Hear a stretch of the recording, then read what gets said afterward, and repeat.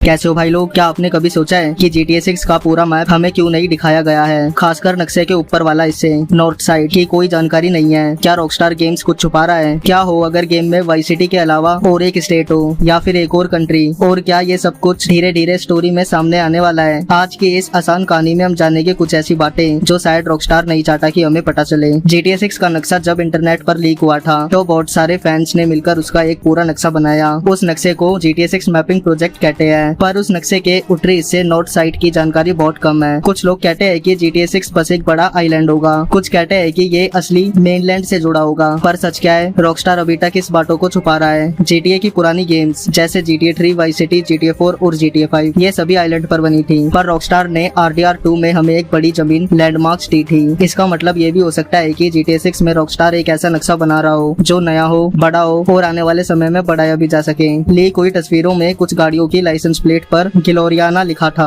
अब तक हमें पता है कि GTA 6 में जो जगह है उसका नाम नीलोनिडा है, जो असल में फ्लोरिडा पर बनी है, पर जॉर्जियाना असली जिंदगी में जॉर्जिया स्टेट से मिलती है जो फ्लोरिडा के ठीक ऊपर है। अब सोचिए, अगर ग्लोरिना के नंबर प्लेट्स दिखाई गए हैं तो क्या गेम में ये स्टेट भी आने वाली है? रॉकस्टार ने अगर छुपाना होता तो ये नाम हटा देते, पर उन्होंने जानबूझकर दिखाया। GTA 6 का शुरुआती नाम था प्रोजेक्ट अमेरिका। इसका मतलब था कि गेम सिर्फ अमेरिका के एक हिस्से में नहीं बल्कि नॉर्थ और साउथ अमेरिका दोनों जगहों पर होगा। गेम में हो सकता था गैंग्स की लड़ाई और बड़ी क्रिमिनल स्टोरी। ब्लूमबर्ग नाम की बड़ी न्यूज वेबसाइट ने भी कहा था कि रॉकस्टार ने शुरू में प्लान बनाया था लेकिन बाद में उसे छोटा कर दिया गया, पर वो आइडिया शायद पूरी तरह से हटाया नहीं है। अगर आपने RDR 2 खेला है तो आपको गुरुमा याद होगी। वो एक अलग सा आइलैंड था जो एक मिशन में अचानक आ गया था। GTA 6 में भी ऐसा हो सकता है, एक अलग आइलैंड, अलग कल्चर, नई गाड़ियाँ, नया खतरा। जैसे GTA ऑनलाइन में कायो पेरिको में था, वैसे ही GTA 6 में भी नया छुपा हुआ आइलैंड आ सकता है। असल जिंदगी में बहामास मियामी से सिर्फ 50 मील दूर है। GTA 6 में अगर कोई तस्करी मिशन हो तो ऐसे आइलैंड का होना जरूरी है। ट्रेलर में हमने देखा कि कार्ल नाव पर खड़ा है और एक हवाई जहाज समुद्र से कुछ गिराता है। क्या वो ड्रग का पैकेट था? तो सवाल है वो कहाँ से आया